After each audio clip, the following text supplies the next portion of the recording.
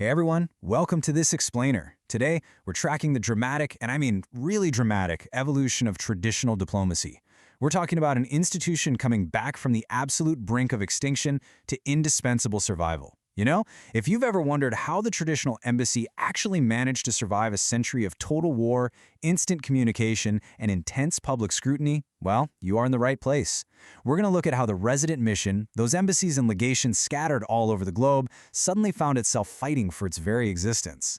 So did World War I almost kill traditional diplomacy? Well, it's a completely fair question. After the Great War broke out in August 1914, the resident mission basically found itself getting blamed for the whole conflict. The entire institution of diplomacy, along with the foreign ministries that controlled it, was suddenly standing trial in the court of public opinion. Radical critics pointed fingers at the secretive methods of these aristocrats huddled away in foreign capitals. They argued that it was exactly this kind of hidden, backroom deal-making that created the intense paranoia and suspicion that plunged the world into war in the first place. And critics demanded an absolute end to those secretive methods. This push was most famously championed by leaders like U.S. President Woodrow Wilson. In his 14 points address, he demanded, and this is a direct quote, "open covenants of peace, openly arrived at."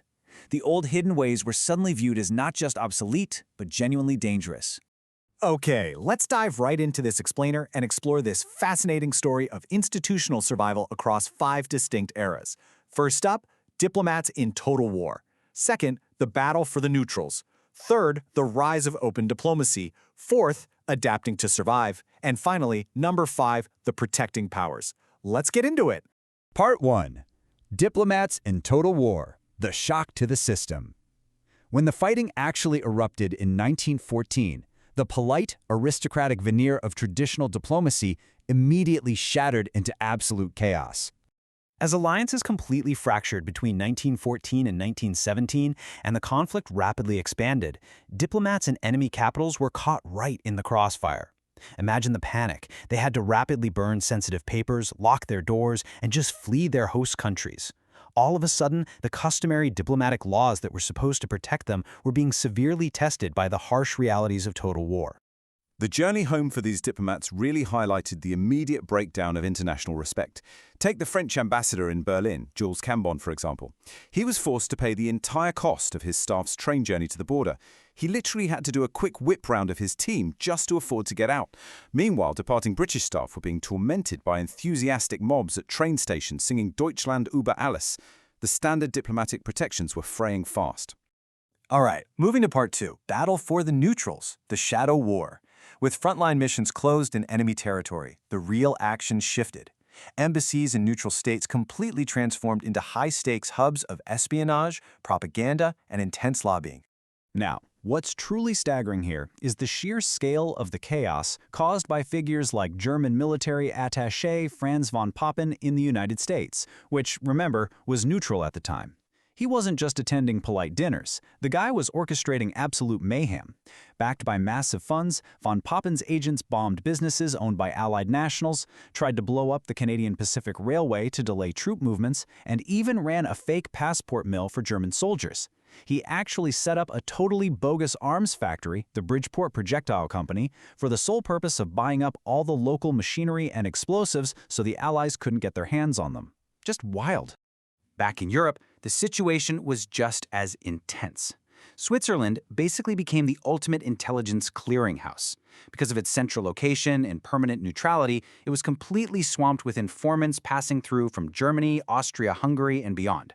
British diplomats in Bern, like Horst Rumbold, cultivated massive intelligence networks, firing off daily telegraphs to London.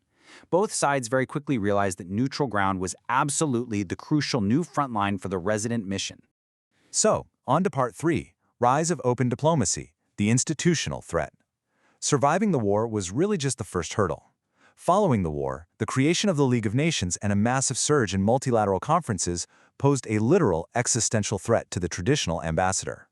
Politicians and the general public genuinely believed that public, multilateral conferences, led by senior government figures, would entirely replace the secretive, professional deal-making of the past.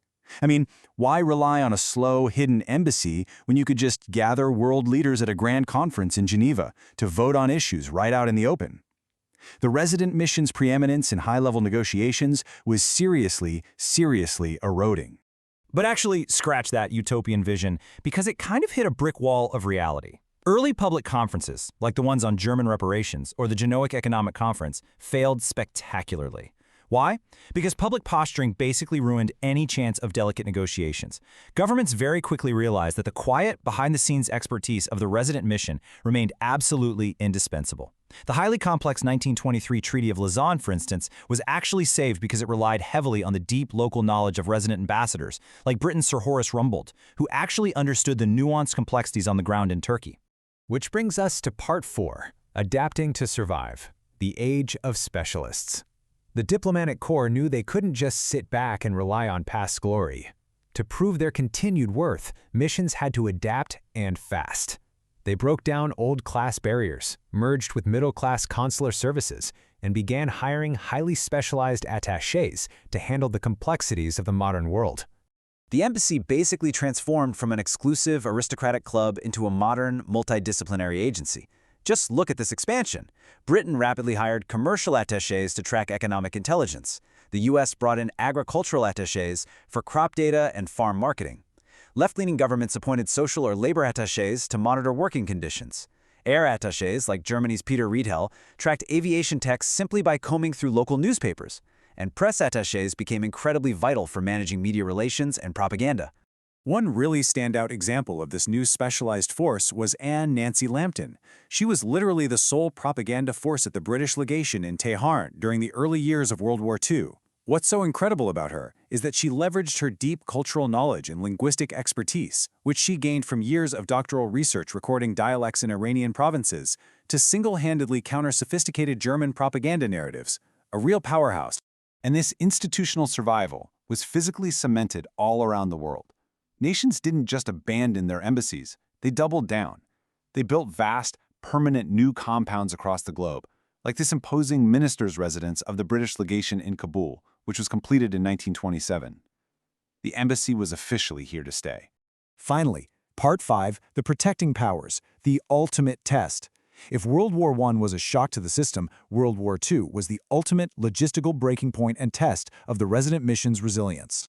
By 1939, ideological hatreds ran so deep that trust had basically evaporated entirely. When war broke out, departing diplomats were no longer just handed a train ticket home. They were often immediately interned as prisoners. Neutral nations physically had to step in and take over the empty embassies of warring states, like the Czechoslovak legation or the Japanese embassy in Washington, to serve as protecting powers. They had to shield these diplomatic assets from angry mobs, ensure weapons were cleared out, and awkwardly represent the interests of states that were actively trying to destroy each other. These protecting powers had to orchestrate massive, life-saving logistical miracles just to safely exchange thousands of interned diplomats across active war zones. The steps involved were just staggering. They had to negotiate passenger lists via third-party telegraphs, secure safe conducts from active hostile submarines and warships, and physically exchange interned diplomats at neutral ports like Lorenzo Marquez. It literally took almost a year just to get British diplomats out of Tokyo and Japanese diplomats out of London. The sheer scale of the burden placed on these neutral embassies was immense. To put that into perspective, by the end of 1943, neutral Switzerland alone was managing a staggering 201 individual foreign diplomatic mandates. 201. They had to create a special office of 150 people just to handle the massive workload of checking on prisoners, distributing relief funds, and just maintaining the fragile fabric of international diplomacy. The resident mission survived a century that honestly tried its absolute hardest to destroy it.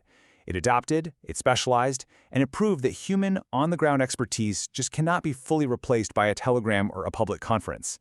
But seeing the incredible historical resilience of this institution leaves us with one pretty provocative thought. As we navigate our own modern digital age of instant global communication and virtual meetings, how will the resident mission adapt to survive next? Thanks for joining me for this explainer, and keep questioning the systems that run our world.